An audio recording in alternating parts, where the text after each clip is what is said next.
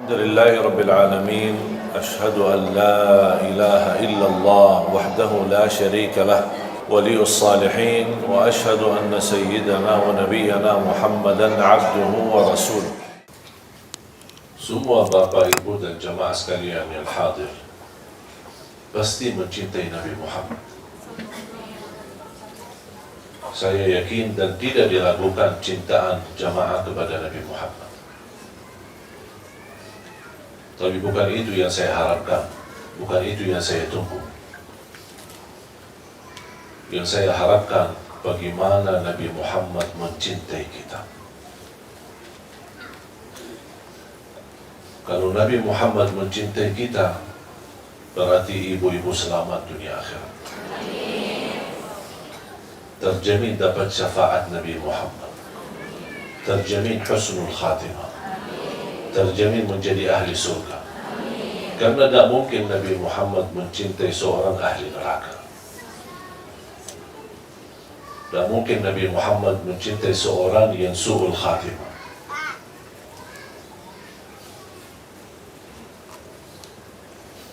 Kita aja membayangkan sudah merasa tersentuh hati kita. Ini baru hayalan saja. Bahkan sebagian besar yang menangis. Yang saya bayangkan kira-kira gimana Mu'adz radhiyallahu anhu itu sendiri. Dia bukan menghayalkan atau membayangkan. Dia langsung bertemu dan langsung mendengar dari mulutnya Nabi Muhammad SAW. Hei Mu'adz, aku mencintaimu.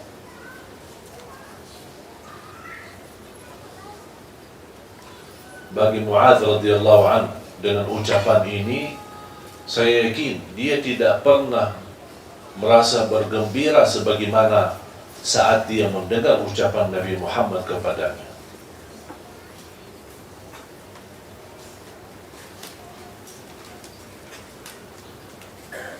Dan termasuk Mu'adz bin Jabal, salah satu sahabat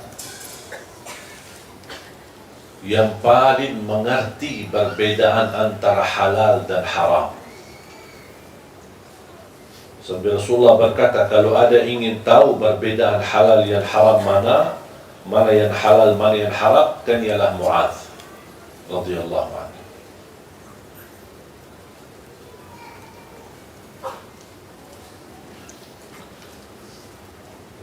Mudah-mudahan kita semua bisa bergabung bersama Nabi Muhammad di hari kiamat. Menatap wajahnya,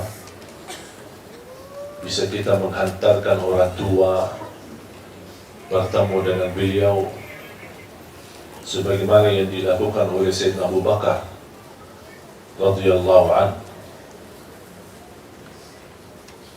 Sayyidina Abu Bakar duluan masuk Islam sebelum orang tuanya.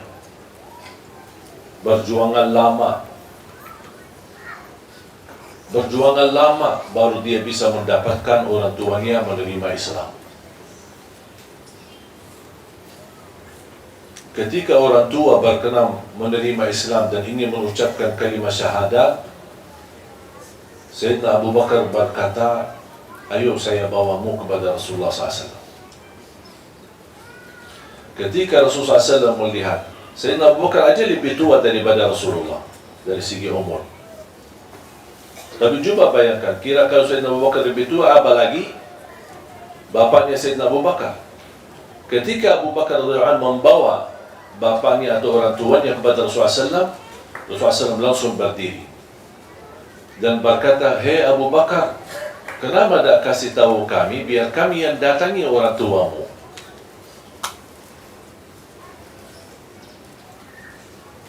Apa jawab Sayyidina Abu Bakar?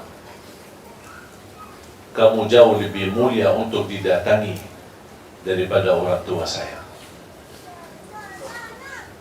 Coba betapa Nabi Muhammad mencintai, Sayyidina Abu Bakar mencintai Nabi Muhammad lebih daripada orang tuanya. Walaupun orang tuanya sakit-sakitan, cukup tua, cukup usia, tetapi tetap dia membawakan orang tuanya kepada Nabi Muhammad.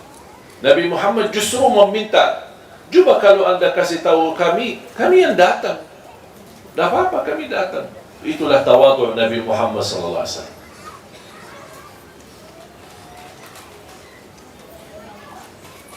Belum lagi cintaan Rasulullah SAW kepada Siti Khadijah. Jangan kepada Siti Khadijah sendiri, bermulia akhlaknya Nabi Muhammad. Bersama kawan-kawannya, teman-temannya, Siti Khadijah, Rasulullah SAW sangat luar biasa mulia akhlaknya. Demi cintaannya kepada Siti Khadijah. Sampai pernah satu saat Rasulullah SAW bersama Siti Khadijah didatangi malaikat Jibril. Rasulullah SAW berpisah sebentar, sesaat bersama malaikat Jibril. Dan malaikat Jibril berkata, itu Khadijah ya? Kata Rasulullah SAW, ya Khadijah, istriku. Sesudah Rasulullah SAW menerima wahyu, malaikat Jibril menyampaikan, mohon ya Rasulullah, titip salam aku kepada Khadijah. Malaikat Jibril kirim salam kepada Siti Khadijah. Betapa mulianya Siti Khadijah. Pertama wanita yang memperjuangkan Islam di saat pertama wahyu turun. Pertama wanita yang menghabiskan hartanya untuk menolong Islam dan menolong Rasulullah SAW. Dan sebagian ulama, bahkan sebagian besar ulama berkata, kalau bukan perjuangan Siti Khadijah, kita tidak bisa kenal Islam. Fantas dapat titipan salam dari malaikat Jibril. Rasulullah ketika mendengar ada kirim salam dari malaikat Jibril, Rasulullah SAW sendiri merasa gembira, merasa bahagia. Istriku dapat perhatian. Sampai malaikat Jibril melihat Rasulullah SAW, terlihat kegembiraannya dan kesenangannya di wajahnya. Sambil malaikat menyampaikan, senang dengan penyampaian atau titipan salam kepada Siti Khadijah. Ini ada berita lagi. Sampaikan salam kepada Siti Khadijah dari Allah Subhanahu wa Ta'ala.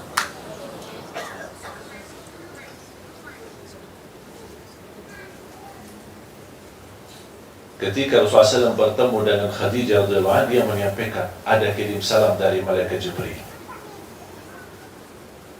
Dia langsung bergembira, bersenang. Ini belum diucapkan ada salam dari Allah. Ini baru dari malaikat Jibril sudah dia bahagia. Kata Rasulullah SAW, ada lagi. Ada kirim atau titipan salam dari Allah untukmu. Langsung nangis Siti Khadijah. Betapa mulianya seorang yang mendampingi Rasulullah SAW.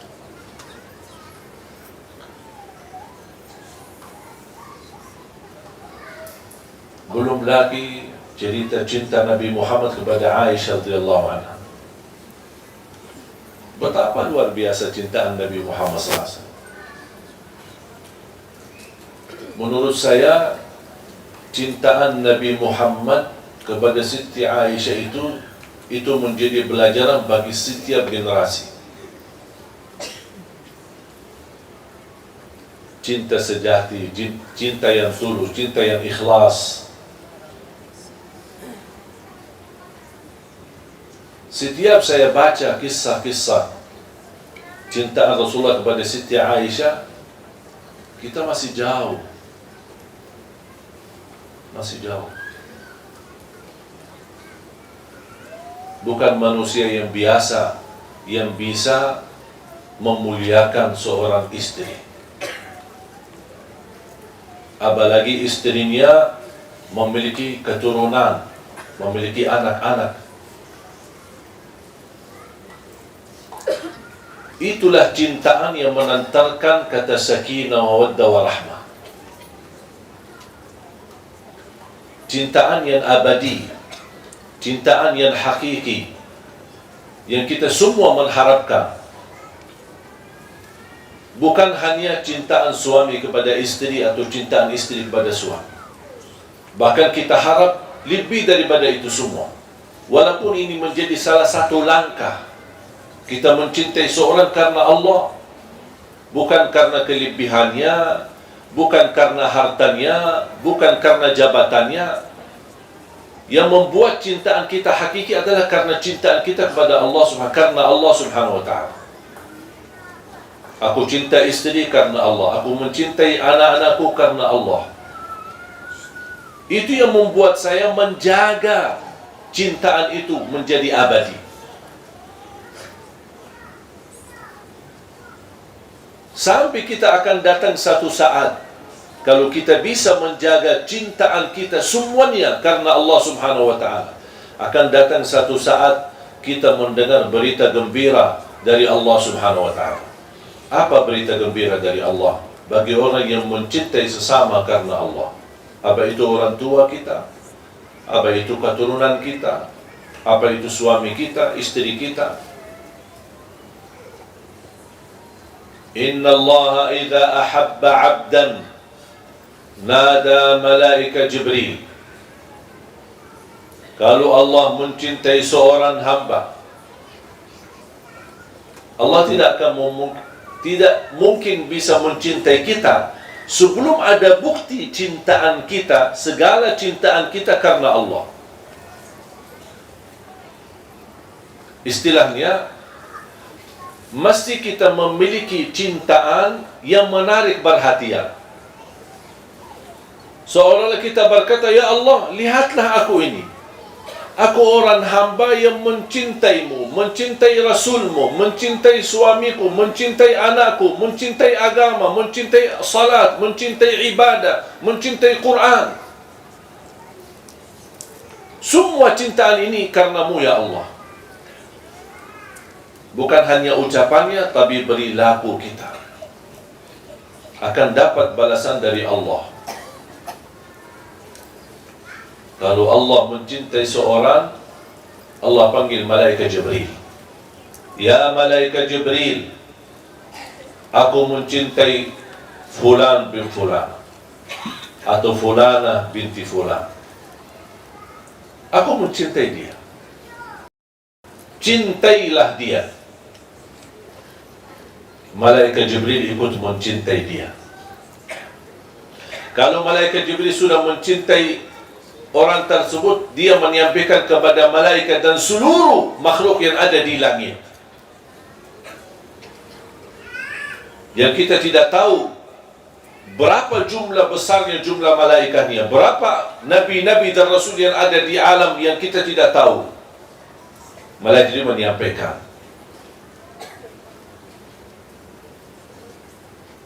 Hei penduduk langit, ahlus sama, ahli langit, Allah mencintai fulan bin fulan, fulana binti fulan, dan aku mencintai mereka. Cintailah kalian terhadap mereka. Disitulah dicintai oleh semua yang ada di langit.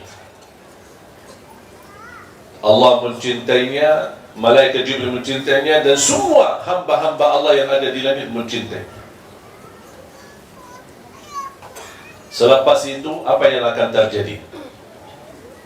Kalau ahli langit mencintai kita, akan Allah wujudkan al-qabul di muka bumi.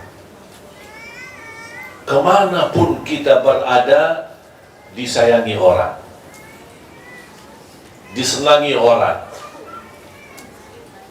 dihormati orang, dimuliakan orang, dimanapun kita berada, biarpun kita ke negeri asing.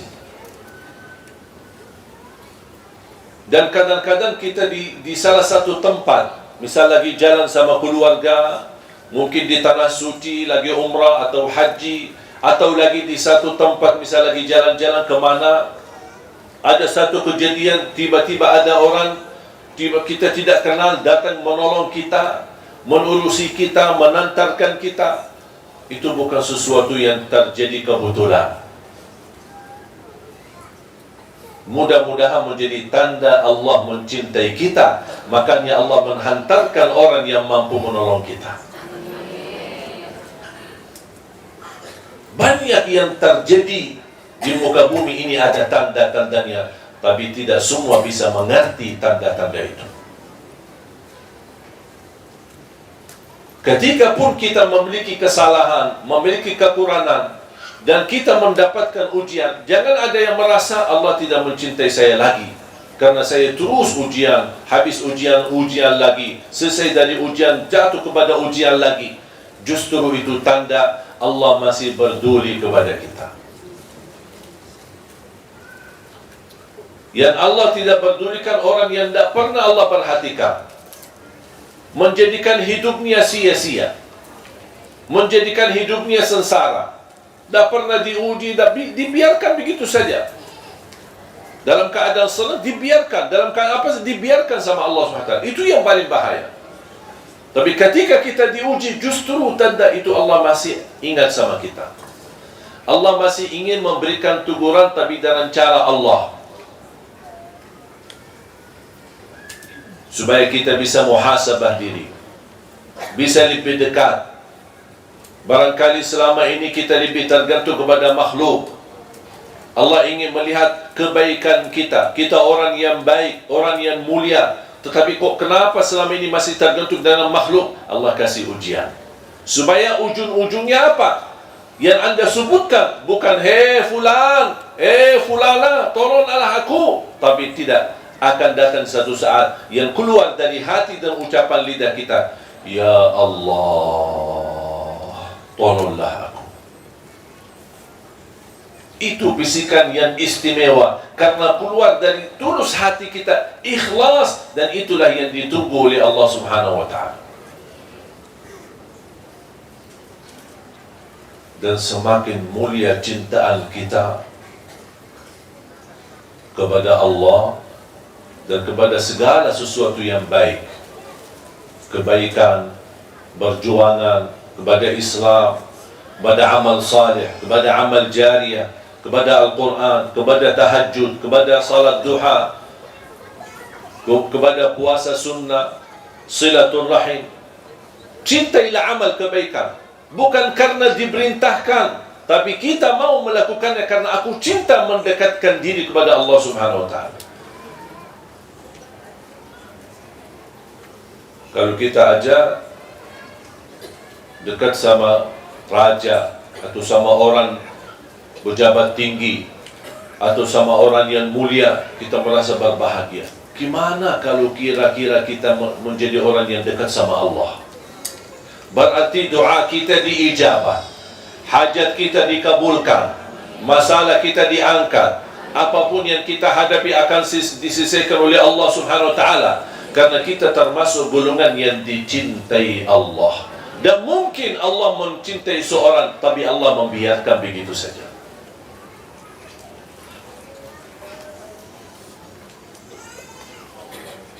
Makanya ketika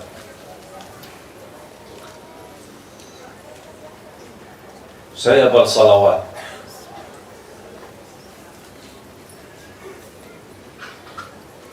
kapan saja, bebas waktunya. Saya ingat selalu bersabda Rasulullah sallallahu alaihi wasallam di hadis yang diriwayatkan Imam Muslim, barang siapa yang salawat kepadaku 1 kali, akan dibalas oleh Allah 10 kali rahmat.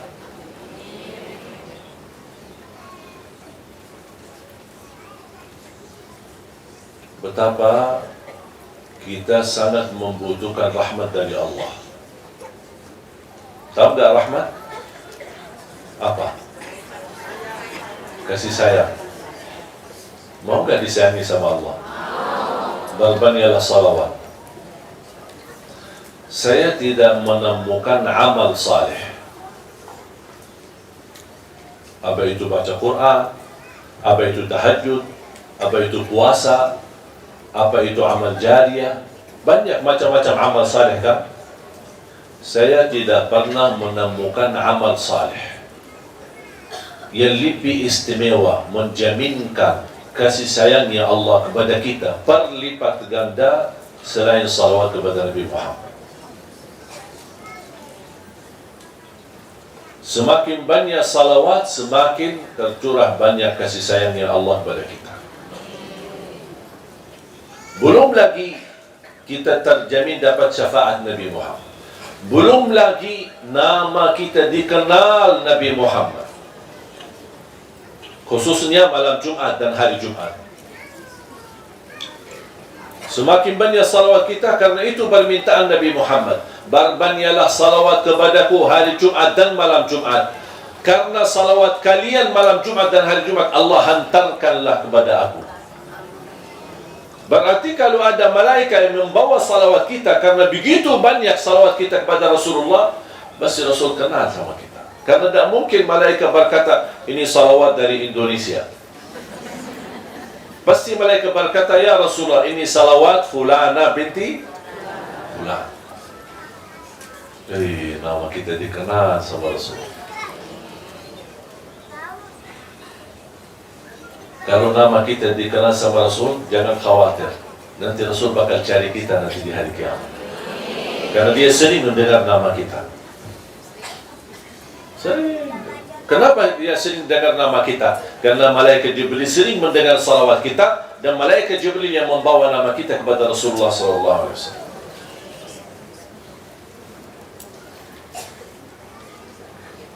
Makanya jamaah sekalian, jangan merasa bosan bersalawat. Sepanjang waktu, sepanjang saat, salawat menjaminkan husnul khatimah. Salawat menjaminkan rahmat dari Allah. Salawat menjaminkan syafaat. Salawat menjaminkan selamat dari kematian buruk. Salawat menjaminkan selamat dari kematian mendadak. Salawat menjaminkan selamat dari kecelakaan. Salawat menjaminkan terkabul hajat kita. Salawat menjaminkan kita dekat posisi kita sama Rasulullah nanti di hari kiamat. Salawat kita semakin banyak besar pahalanya di sisi Allah. Diangkat derajat kita, dihapuskan dosa, terkabul hajat, terjamin doa kita diijabah oleh Allah Subhanahu wa taala. Dan setiap saya melakukan amalan, saya selalu rasakan ingin meniru Nabi Muhammad sallallahu alaihi wasallam.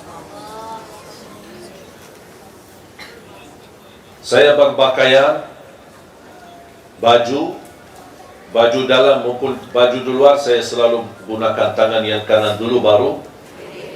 Kenapa? Sunnah. Terus ada lagi? Karena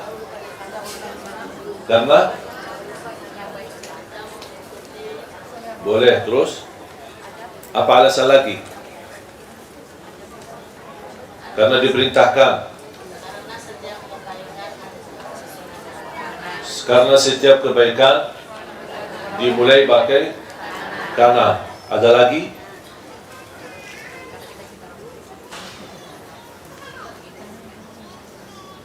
Saya harap mulai hari ini rubah pikiran itu semua.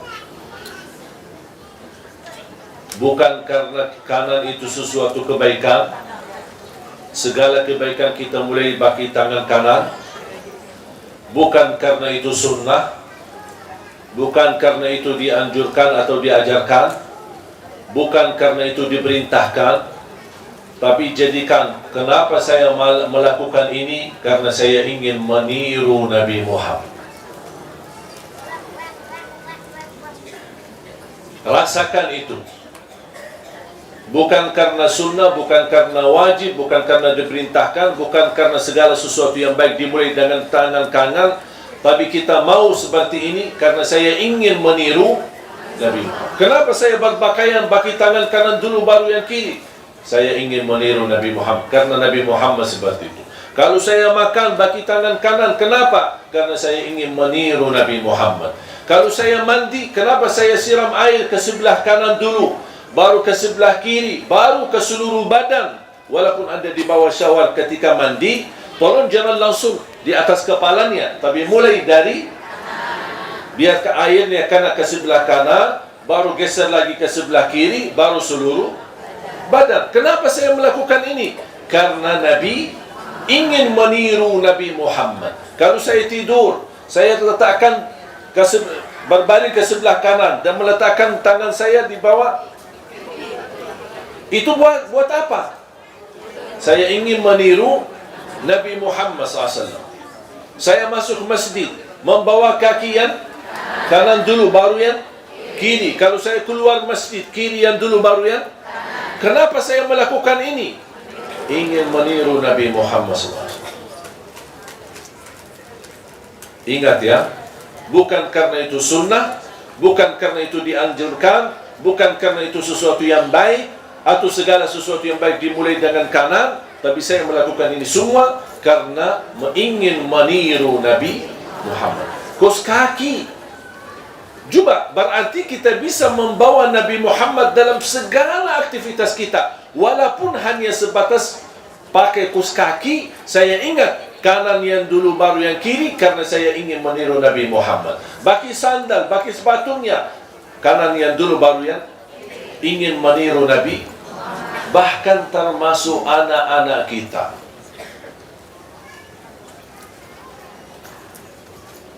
Biasanya kalau kita memberi sesuatu kepada anak kita,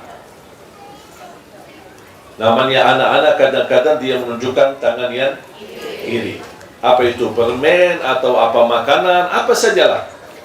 Betul? Sering terjadi itu, anak-anak selalu menggunakan tangan yang kiri. Dan kita berkata apa? Mana tangan yang manis? Betul?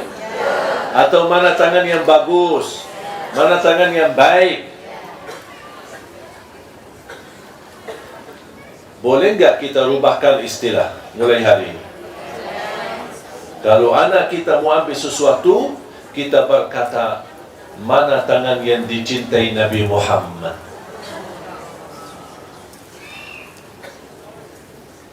Mana yang dicintai Nabi Muhammad? Supaya dari kecil dia tertanam meniru Nabi Muhammad dalam segala hal. Walaupun dia masih anak-anak tidak tahu apa itu Nabi Muhammad, tidak apa-apa. Kita ajarin, kita kuatkan hubungan batinnya, hatinya, hubungan baik sama Nabi Muhammad. Semakin dia dewasa, semakin dia besar, dia akan tahu segala perilakunya dia ternyata meniru Nabi Muhammad. Dia akan pasti mencari tahu siapa ini Nabi Muhammad. Ternyata Nabi Muhammad adalah teladanku.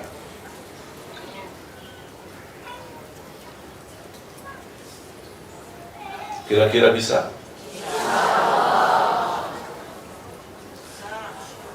Ibu jamaah sekalian, kalau bisa ibu bertahan dan menjaga, ingin meniru Nabi Muhammad, ingin meniru Nabi Muhammad, ingin meniru Nabi Muhammad, dan kita bisa menjalani ibadah ini dengan perasaan ini selama 1 minggu, insya Allah ibu-ibu akan merasa jauh lebih indah hubungan batin kita sama Rasulullah.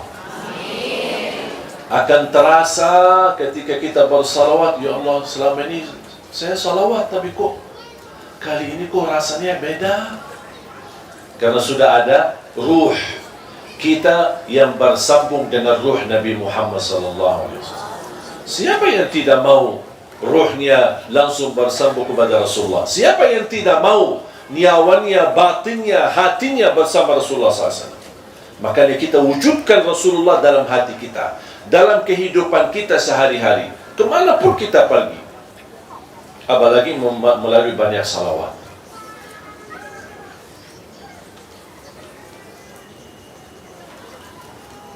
Saya akhiri satu cerita. Betapa Nabi Muhammad tidak pernah lupa sama kita. Walaupun dia di posisi sangat istimewa, kadang-kadang keistimewaan yang kita dapat membuat kita lupa diri, jangankan lupa orang lain. Ketika Rasulullah SAW Isra Mi'raj, dibawa oleh malaikat Jibril, menembuskan 7 langit, lapisan langit, 1, 2, 3 sampai 7. Di langit yang ke-7 bertemu dengan Nabi Ibrahim, bersandar di Baitul Ma'mur. Apa itu Baitul Ma'mur? Ka'bahnya langit. Karena ada Ka'bah di langit, ada Ka'bah di bumi. Dan posisi Ka'bah di langit sama persis di atas Ka'bah yang di bumi. Dan di Ka'bah yang langit ini yang ditawafi oleh malaikat. Sekali tawaf 70,000 malaikat. Nabi Ibrahim bersandar kepada Baitul Ma'mur. Nabi Muhammad melihat. Dan setiap 70,000 malaikat selesai tawaf, bergiliran kan, ada malaikat lain. Mereka geser, malaikat 70,000 lagi malaikat baru tawaf. Yang sudah tawaf pertama menunggu gilirannya, kata Nabi Muhammad SAW, yang sudah bertawaf tidak berkesempatan lagi tawaf lagi sampai hari kiamat. Sampai hari kiamat menunggu gilirannya. Kenapa? Itu menunjukkan tanda apa? Tandanya, jangankan jutaan malaikat, miliaran malaikat yang sedang tawaf. Semuanya bertasbih, tahmid, tahlil, takbir. Disitulah malaikat Jibril hantar Nabi Muhammad SAW dan menyuruh Nabi Muhammad naik. Saya tidak bisa lanjut lagi naik. Kalau saya naik akan terbakar karena sudah berbatasan dengan cahaya Allah. Saya tidak bisa naik, kata malaikat Jibril. Tapi wahai Nabi Muhammad, kamu diizinkan untuk naik. Nabi Muhammad naik. Disitulah tercampur Nabi Muhammad, cahayanya Allah dengan cahaya Nabi Muhammad SAW. Ketika Nabi Muhammad SAW sudah di posisi yang paling istimewa, yang disebutkan Al-Maqamul Mahmud, yang tidak boleh didapati oleh selain Nabi Muhammad SAW. Makanya Nabi SAW minta didoakan. Coba, bukan kita aja minta Nabi Muhammad mendoakan kita, kita juga minta Nabi Muhammad mendoakan. Nabi Muhammad minta, doakan saya. Kok Nabi Muhammad minta kita doakan?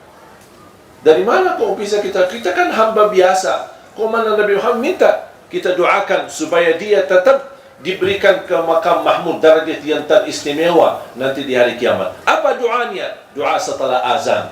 Allahumma salli ala Muhammad wa ala ali Muhammad kama sallaita ala Ibrahim wa ala ali Ibrahim innaka Hamidum Majid. Allahumma rabba hadhihi ad-da'wati at-tamma was-salati al-qa'imah ati Muhammadan al-wasilata wal-terus wad-darajata al-'aliyata ar-rafi'ah wab'athu. Itu dia wab'athu maqaman mahmudan alladhi wa'adta innaka la tukhliful. Berarti Nabi Muhammad meminta doa kita. Makanya setiap saya dengar azan, saya tidak mau berkomunikasi kepada siapapun. Sampai istri saya sudah terbiasa, ketika mendengar azan tidak bisa diajak bicara. Sudah tahu saya harus mendengar, karena ada titipan Nabi Muhammad minta kita doakan. Dan saya mau menjadi orang yang berkenan mendoakan Nabi Muhammad. Walaupun saya tidak fantas, tapi karena itu permintaan. Kenapa saya melakukan ini? Bukan saya merasa diri lebih baik, tetapi karena saya ingin memenuhi permintaan Nabi Muhammad SAW. Coba 5 kali kita mendoakan Nabi Muhammad. Coba kalau kita termasuk orang yang istiqamah mendoakan Nabi Muhammad setiap habis azan, kira-kira dikenal gak Nabi Muhammad? Pasti dikenal.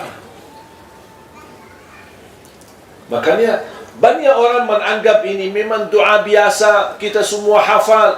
Tapi pernah gak kita bawa perasaannya Nabi Muhammad yang minta kita doakan?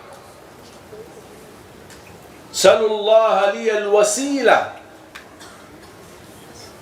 Memohon kepada Allah untuk aku wasilah. Apa itu wasilah? Wasilah itu adalah darajat yang tertinggi di sisi Allah untuk Nabi Muhammad SAW. Kan disebutkan dalam doa al-wasilata wal fadilah.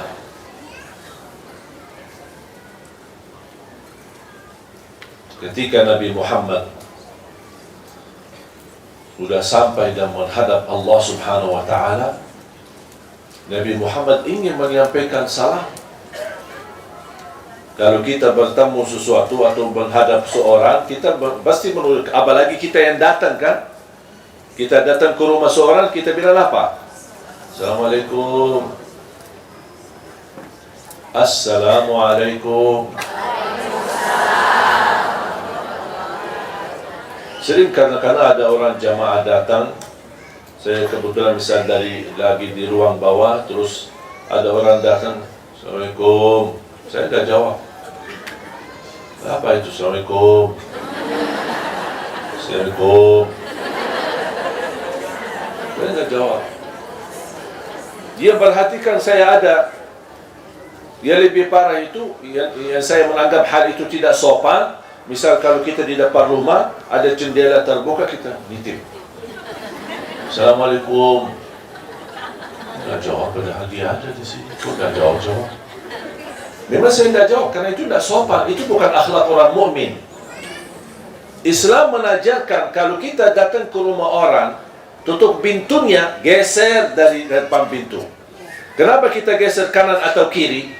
Karena Islam mengajarkan seandainya dia buka pintu, jangan sambil mata kita membuka aurat pintunya atau rumahnya.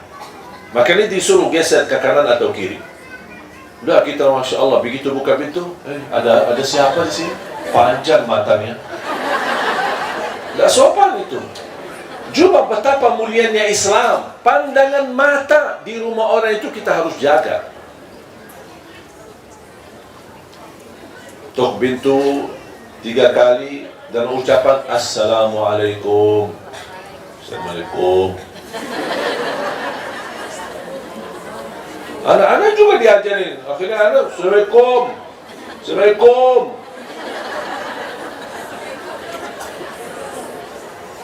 Mohon hal yang dianggap kecil semacam ini, mohon diperhatikan. Karena ucapan salam itu doa. Assalamualaikum.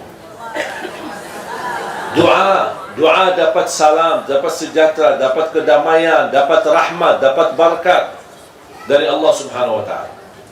Makanya ketika Nabi Muhammad menghadap Allah, dia apa yang harus saya seorang pendatang bertemu Allah, apa yang saya ucapkan? Kalau saya bilang Assalamualaikum, Allah Maha Salam. Bagaimana saya mengucapkan Assalamualaikum ya Allah? Allah lah memberi salam. Allah anugerahkan ucapan-ucapan yang istimewa. Nabi Muhammad mengucapkan At-tahiyyatu, As-salawatu, Al-mubarakatu, At-tayyibatu Lillahi Rabbil Alamin. Makanya menjadi tahiyat dalam salat kita. Itu pertama yang diucapkan oleh Nabi Muhammad SAW kepada Allah SWT. Karena tidak layak Nabi Muhammad berkata, Ya Allah, Assalamualaikum. Maksudnya apa Assalamualaikum? Karena kepada kita sama-sama manusia boleh. Tapi kalau kita sama Allah, tidak boleh. Karena Allah Maha memberi salam. Bagaimana kita bilang Assalam kepada Allah? Makanya Allah anugerahkan ucapan itu kepada Nabi Muhammad. At-tahiyyatu, salawatu, tayyibatul mubarakat. Terus apa yang Allah jawab?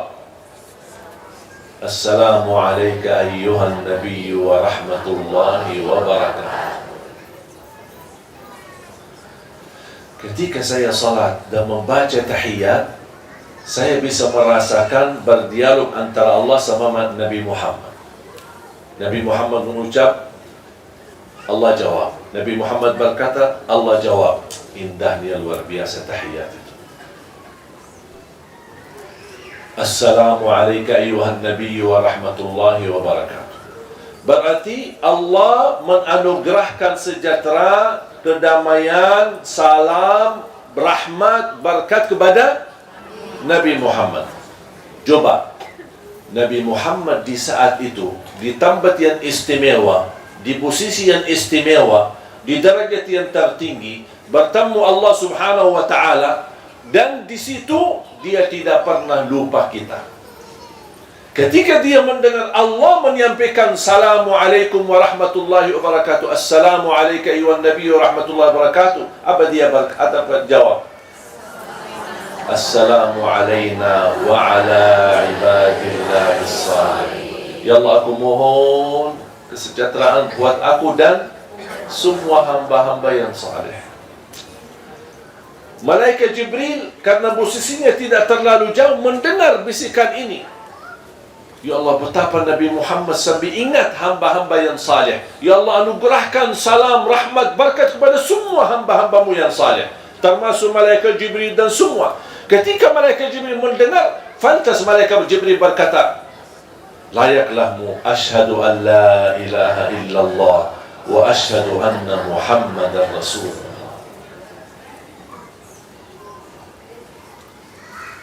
Itu pertama yang dianjurkan untuk kita baca dalam salat. Tapi ketika kita baca, tolong hayati apa yang terjadi di saat cerita itu.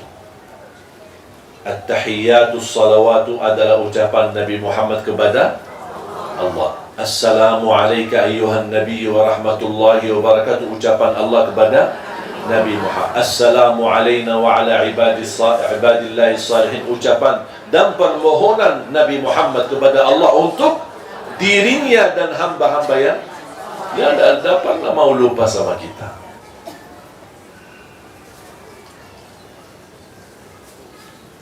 Makanya ketika turun ayat Inna Allah wa malaikatahu yusalluna, karena pertama fardu salat ada tahiyat, tidak ada salawat, ada tahiyat sampai asyhadu an la ilaha illallah wa anna Muhammadar, yang disebutkan tahiyat awal.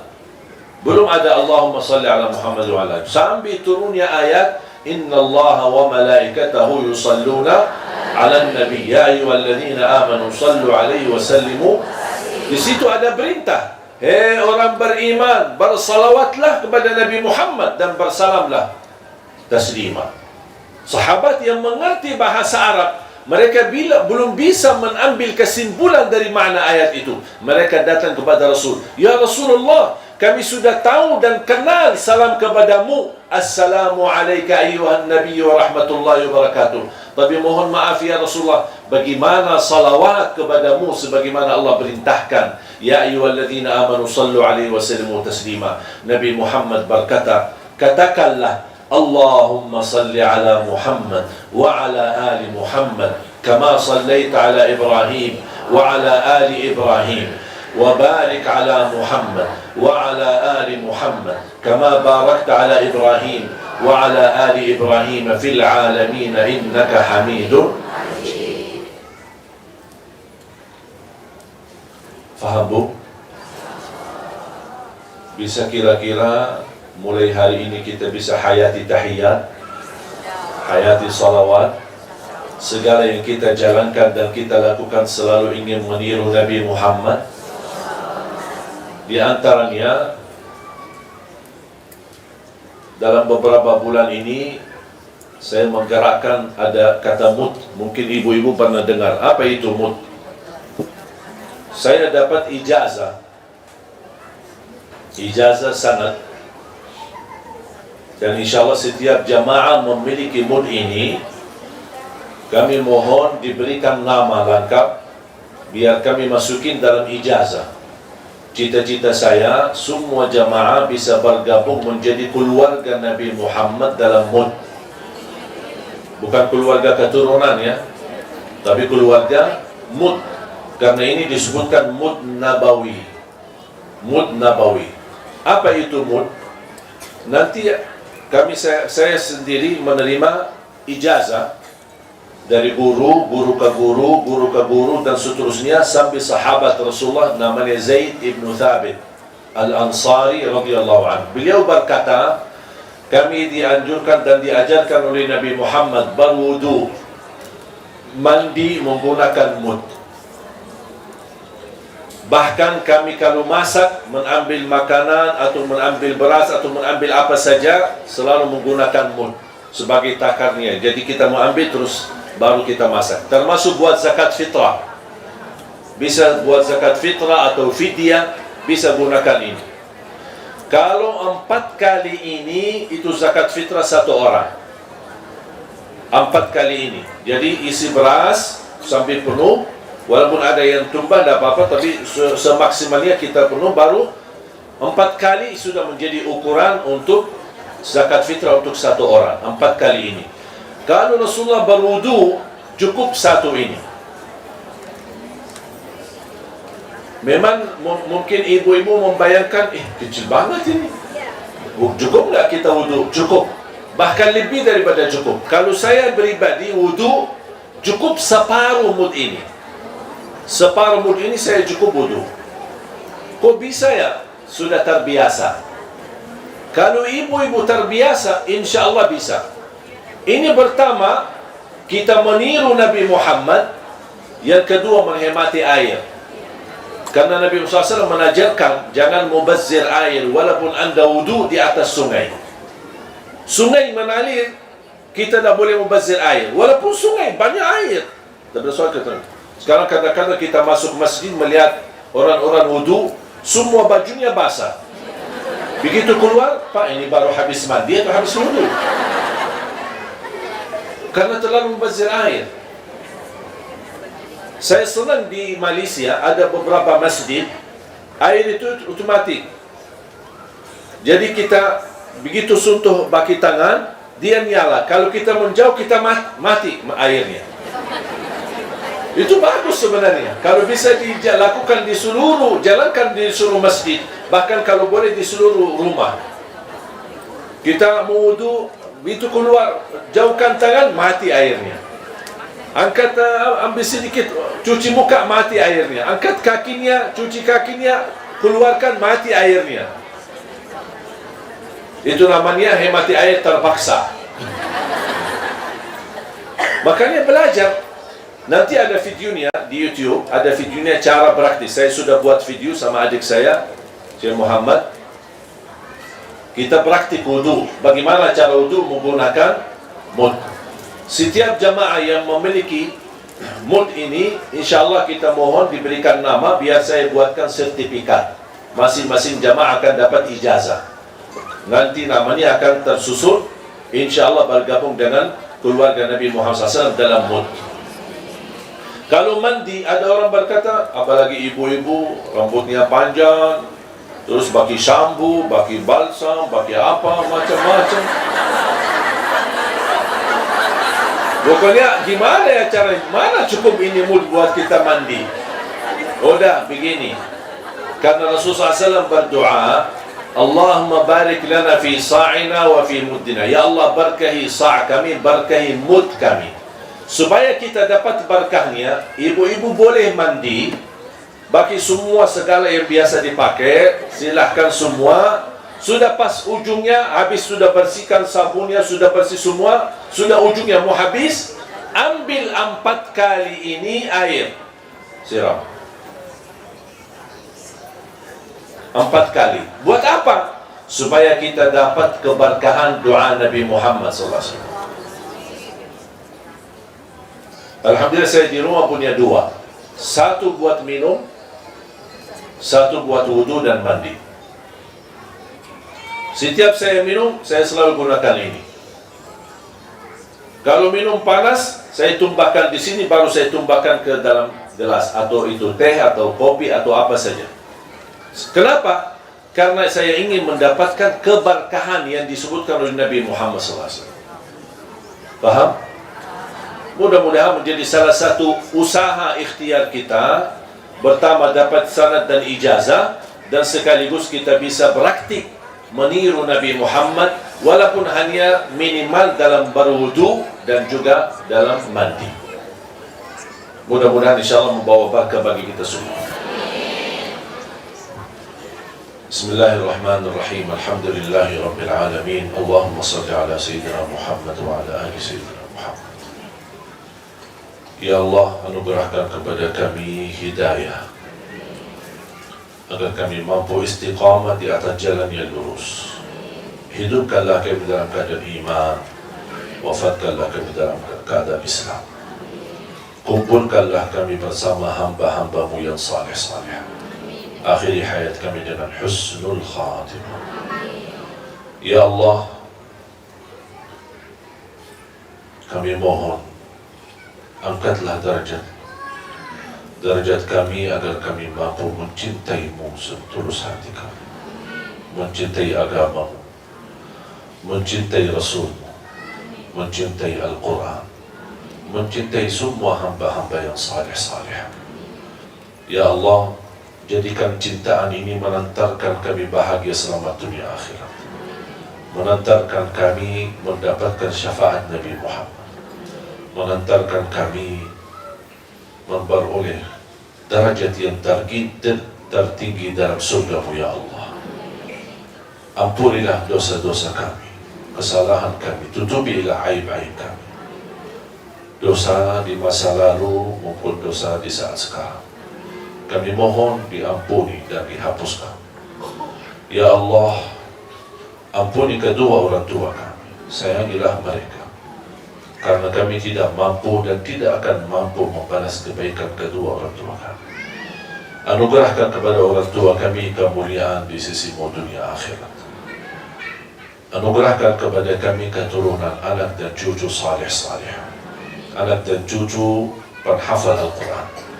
Anugerahkan kepada kami suami yang mampu memimpin kami dalam agama, yang mampu membawa kami menjadi wanita yang takwa, wanita yang salih, mampu menjadi imam yang bertanggung jawab.